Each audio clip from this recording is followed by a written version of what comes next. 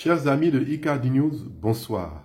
C'est un réel plaisir pour nous d'être avec vous en cet après-midi du 10 mars, de nous présenter encore grâce à l'interface de la chaîne YouTube ICAD News à vous pour partager avec vous un certain nombre de questions relatives toujours à la géographie en l'occurrence. La dernière vidéo que nous avons postée traitait de la géographie au service de la société.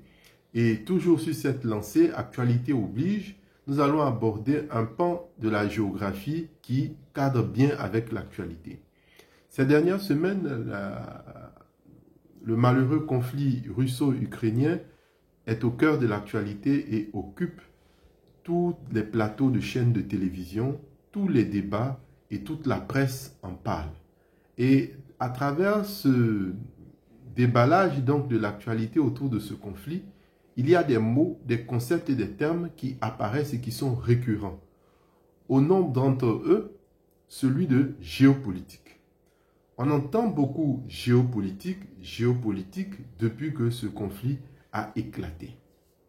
La géographie encore s'invite au cœur de la société, au cœur de nos réalités, parce que à travers le terme géopolitique, vous entendez bien deux termes bien distincts. Géo qui représente géographie et politique qui est bien sûr politique. La notion donc de géopolitique est une notion combinée qui renvoie donc au maniement de deux arts, entre guillemets, si on considère la géographie comme un art et la politique aussi comme le sommet des arts que l'homme ait pu concevoir pour gouverner et pour agir sur les territoires. Le pied dans le plat, nous y allons. La géographie, on l'a dit, elle a eu beaucoup d'évolutions sur le plan épistémologique et théorique, mais on sait d'abord qu'elle est d'abord la science des lieux, avant de devenir plus tard la science des organisations spatiales. Mais quand la géographie rencontre la politique, il y a donc un concept qui va se mettre en place, géopolitique, qui peut être différent de la géographie de la politique ou de la politique géographique, selon que des auteurs aiment à jouer avec certaines nuances. À ce sujet, on pourrait dire de géopolitique, il est un terme polysémique parce qu'il renverrait à beaucoup d'implications. Mais ce que nous retenons au-delà de la conjonction entre le géographique et le politique, il y a cette géographicité. Qu'est-ce qu'on entend par géographicité? C'est la relation ontologique et phénoménologique qui va avoir lieu entre l'homme et l'espace.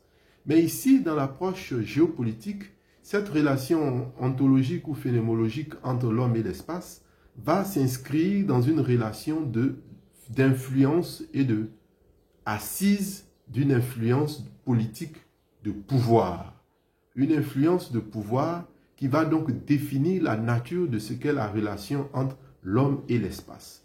Le géopolitique donc va au-delà de la simple conjonction des termes géographiques et politiques, mais c'est la dimension spatiale de la relation que des États entretiennent entre eux ou que des États entretiennent pour le contrôle de territoire. Donc, dans le concept de géopolitique, vous avez bien sûr géographos, qui va donner géographie, géo, la terre, et politique qui va amener donc à la notion de pouvoir. Et derrière la notion de pouvoir, il y a la notion d'État. Et derrière la notion d'État, un État ne s'affirme qu'à travers un territoire. Et donc la relation avec le géographique est tout de suite établie. On va donc dire, pour faire simple, que le concept de géopolitique ramènerait dans sa forme la plus simple à percevoir un enjeu de partage ou d'exercer un pouvoir par influence territoriale à partir de moyens d'action directs qui relèveraient de l'idéologie et de la force. Si on s'en tient à cette définition, on comprendrait tout de suite l'enjeu du conflit russo-ukrainien qui occupe toute l'actualité. On est dans une affaire de maintenir des zones d'influence, on est dans une affaire de protéger des zones d'influence, on est dans une affaire d'asseoir une influence territoriale qui marquerait une certaine idéologie, une certaine forme d'exercice de pouvoir. Ceci nous ramène simplement donc à la définition que le Britannique Mackinder avait de la géopolitique. Il estimait que la géopolitique pourrait essentiellement se résumer au fait de partage, de découpage du monde en zones d'influence. Alors, laquelle zone d'influence obéirait donc à l'assise territoriale à partir d'une idéologie portée par la force armée ou la force militaire, comme certains classiques donc de la géographie politique allemande aimaient donc à le définir. Nous savons que pendant la Deuxième Guerre mondiale, la géographie politique, qui va plus tard se muer en géopolitique selon les sensibilités définitionnelles, était au cœur de la réflexion conduite par le Reich. La maîtrise des territoires n'a d'autre pied d'ancrage que la géographie. N'est pas géographe qui veut, et encore moins géographe qui peut. Mais la géographie, c'est cette capacité donc à appréhender les territoires aussi dans les relations d'influence politique que ces territoires peuvent entretenir entre eux ou que ces territoires peuvent subir sous l'emprise d'un territoire beaucoup plus fort. C'est pour cela que la notion d'idéologie ici trouve tout son intérêt et toute son importance. Alors, on entend dans la presse comme ça que une nation aurait donc exercé un pouvoir illégitime d'influence sur une autre nation. Cela traduit bien ce que la géopolitique représente. C'est l'exercice donc de l'influence à partir donc des échiquiers territoriaux. Et ces échiquiers territoriaux se construisent sous la base d'alliances, d'où le fameux traité de l'Atlantique Nord qui représente ici une alliance qui essaye donc de dessiner un certain territoire, un certain ancrage territorial aux portes d'une autre puissance qui est ici la Russie, avec aussi un ancrage territorial et idéologique. Et donc c'est ce qu'on a connu après la Deuxième Guerre mondiale, qui était l'affrontement de deux camps idéologiques qui ont eu des répercussions, l'affrontement pardon, qui a eu des répercussions sur le plan territorial et sur le plan sécuritaire de la conduite du monde.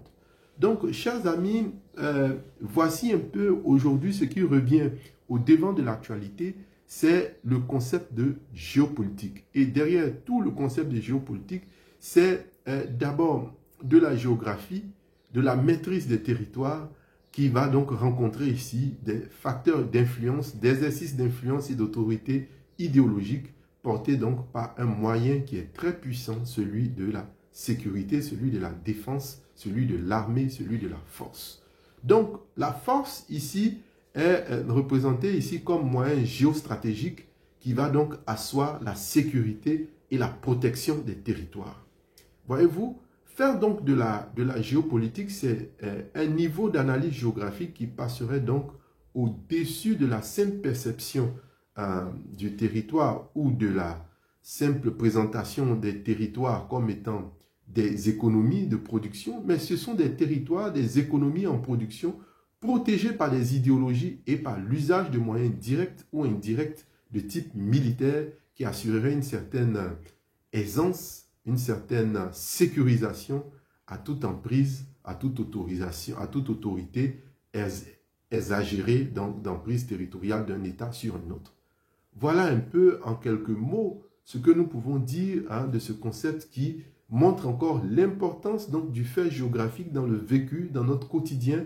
Et voici que ce concept aujourd'hui est au devant de toute une actualité qui pourrait nous permettre donc de développer beaucoup de concepts propres à notre discipline. Donc on se rend compte que derrière le concept de géopolitique, nous avons d'abord le territoire, l'État, l'idéologie, la défense, mais surtout, la maîtrise d'une expansion spatiale. Une expansion spatiale portée par un fait idéologique. Voilà un peu ce que le courant de pensée géopolitique pourrait nous présenter à travers cette actualité. Nous espérons pouvoir développer un autre point de vue, un autre concept ou un autre paradigme à notre prochaine diffusion. Sur ce, je vous souhaite un excellent après-midi et au plaisir de nous revoir très prochainement. Merci.